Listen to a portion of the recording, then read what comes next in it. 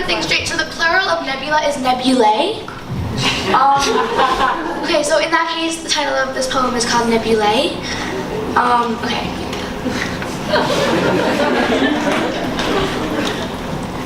I am not afraid, and what I feel is not anger.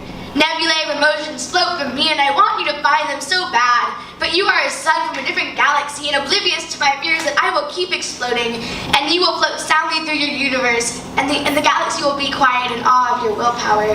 And I won't say anything harmful, because I am afraid of exploding again, of all things bad and harmful and hurtful and deadly projecting themselves through my lips again, because now all of those harmful words lie in my nebulae.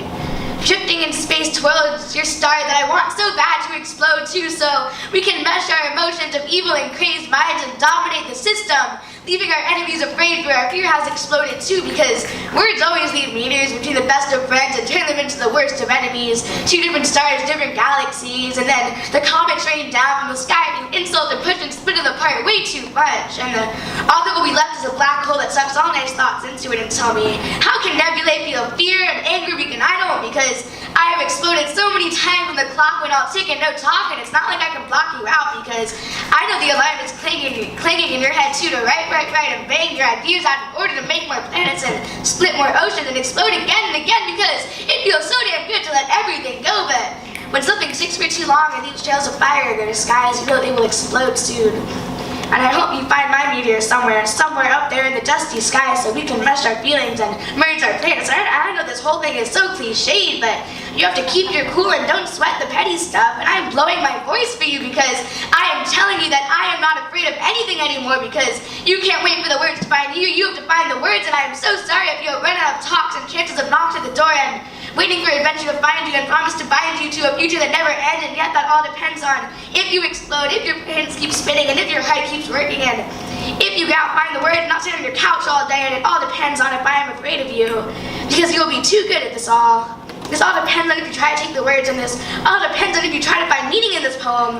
And if all you find is me talking about a nebula, then you're doing it wrong. And you have to hear this again.